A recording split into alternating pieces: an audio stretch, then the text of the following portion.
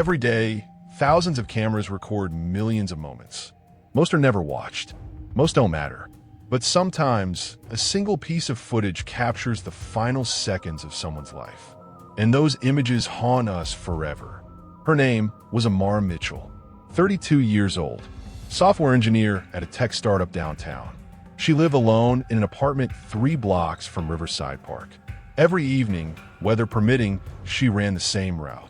5 kilometers, 40 minutes, always the same path, same time. She was disciplined, predictable. On October 18th, 2024, that predictability cost her everything. October 18th, 2024 was a Friday. Amara left work at 6:30 p.m. Her colleagues remembered she seemed normal that day. Maybe a bit tired, but nothing unusual. She sent a text to her sister at 6:52. Going for a run, call you after. At 7:04 p.m., she entered Riverside Park through the east entrance. She wore a gray running jacket and black leggings. Practical, unremarkable. The camera on pole 17 captured her at 7:04 and 55 seconds. This footage would become the last confirmed image of Amara Mitchell alive.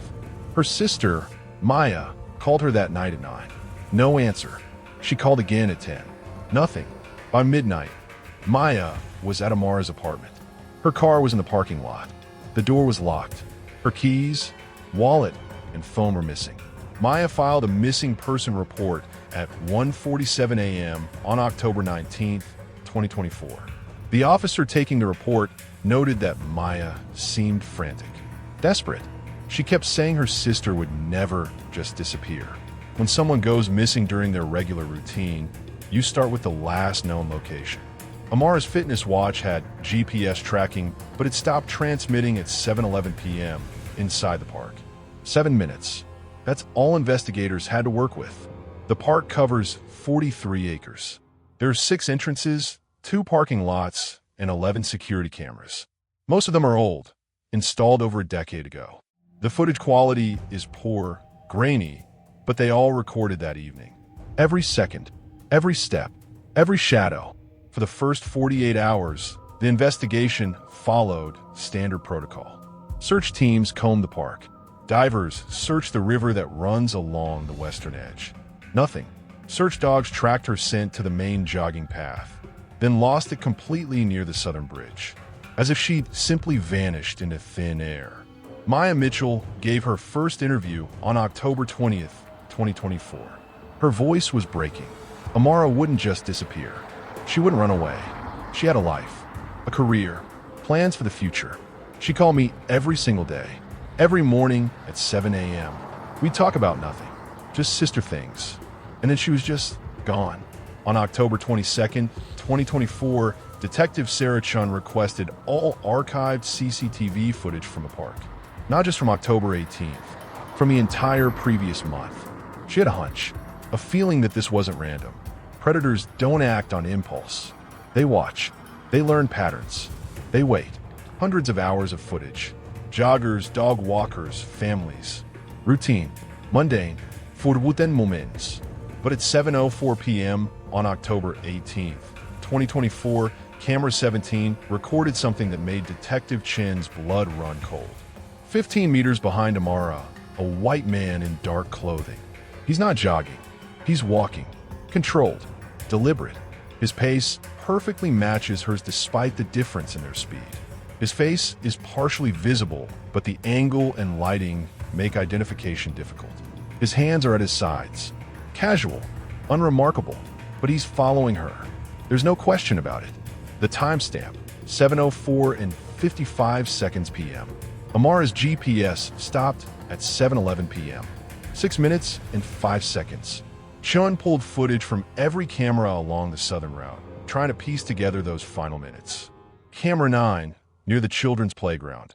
Amara passes at 7:07 and 12 seconds p.m. Her pace is steady, normal. She doesn't look back. She has no idea someone is behind her. The man enters frame 18 seconds later. Still walking, still following, still maintaining that distance. Camera 4, positioned near the southern bridge. Amara at 7:09 and 34 seconds p.m. She's still running, still alone in frame. The man does not appear on this camera. The angle is narrow, covering only the bridge itself. He could have been just outside the frame, or he could have taken a different path, one that would intersect with hers in the darkness ahead. At 7:11 p.m., Amara's GPS stopped transmitting, 200 meters past the southern bridge. No cameras in that section. Dense trees, poor lighting. The city's budget cuts from 2019 meant the oldest part of the park remained unwired. In that blind spot, something happened. Something final.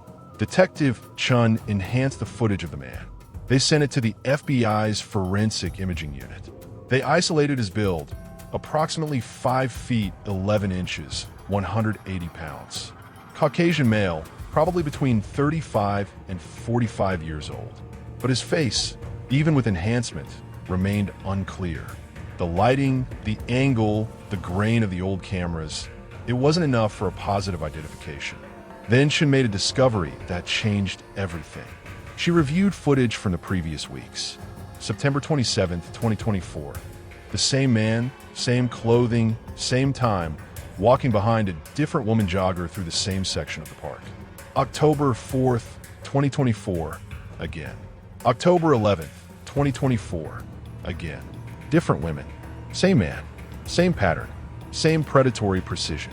He'd been hunting in this park for months, learning the routes, learning the schedules, waiting for the right victim, the right moment, the right blind spot. The police released the footage to the public on October 25th, 2024. Local news stations ran on loop. Do you recognize this man? The grainy image of him walking behind Amara. The last person known to have been near her. The last piece of the puzzle. Tips flooded in. Dozens. Hundreds. Most led nowhere. People who looked similar. People who jogged in the park regularly. False leads and dead ends. But one tip stood out. A woman named Jennifer Reeves called on October 26th, 2024. She'd been jogging in Riverside Park on October 11th. She remembered feeling uncomfortable that evening, like someone was watching her. She'd looked back once and seen a man walking behind her. Not jogging, just walking. She'd picked up her pace and left the park early. She never reported it. It was just a feeling. But when she saw the footage on the news, she recognized him immediately. Jennifer worked with a sketch artist.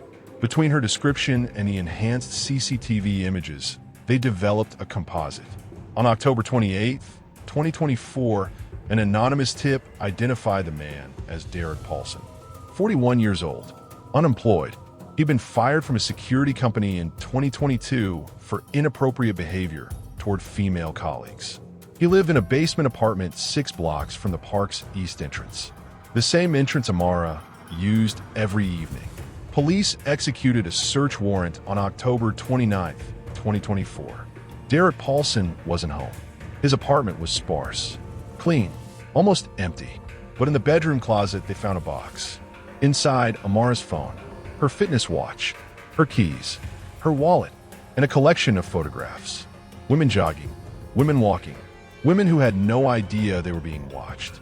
Documented, targeted. Derek Paulson was arrested at 11:43 p.m. that night at a motel 40 miles outside the city. He'd been preparing to run. In his car, they found a shovel, plastic sheeting, and a map with several locations circled in red. Rural areas, isolated, perfect for disposal. He never confessed, never spoke except to request a lawyer. But the evidence was overwhelming.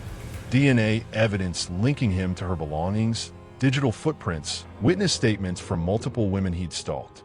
The trial began in March 2025. It lasted 3 weeks. On April 12, 2025, Derek Paulson was found guilty of kidnapping and murder in the first degree.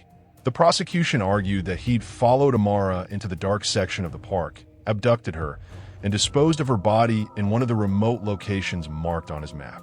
Despite extensive searches across all the circled areas, Amara's body was never recovered. In cases without a body, conviction is rare but not impossible. The jury had the footage. They had her personal belongings in his possession. They had his pattern of stalking. They had the maps. They had enough. Derek Paulson is currently serving life without parole. He maintains his innocence. He claims the evidence was planted, but he's being framed. No one believes him. And he's never told anyone where Amara is. Camera 17 is still there, still recording Riverside Park at 7:04 p.m. The path where Amara ran for the last time. The 15 meters between her and the man who took her. The ordinary moment that became her final confirmed moment. The last image the world has of a woman who simply wanted to go for a run. Amara Mitchell visits the park sometimes. She stands where the camera is mounted. She looks at the path. She imagines her sister running, smiling, alive, unaware that she had minutes left. Maya says the hardest part isn't knowing she's gone. It's not knowing where, not being able to bring her home, not being able to say goodbye properly. Somewhere, Amara Mitchell rests in an unmarked place. Only one person knows where, and he's not talking. This is the nature of last moments. They're ordinary, they're mundane. They look like every other moment until suddenly they're the last confirmed sighting. The final frame, the image that stays with us forever. The moment before someone vanishes into nothing. This was Amara Mitchell's last confirmed moment, captured by a camera that was simply there, recording, preserving the final seconds before she disappeared forever. There are countless others like her. Ordinary people whose final moments were captured by cameras that never stop watching. Some cases are solved. Some remain mysteries. But these images remain. These are their stories. These are the frames that haunt us. These are the last moments. If you want to see more cases like this, more investigations into the final documented moments of lives that ended in mystery, subscribe to Last Moments. We examine the footage that tells stories no one wants to hear, but everyone needs to remember. Because these people deserve to be remembered, not just for how they disappeared, but for the fact that they lived, that they had families, that they mattered, that somewhere they're still waiting to be found. Stay safe out there. And remember, you never know when you're being watched. You never know when this moment might be your last confirmed sighting.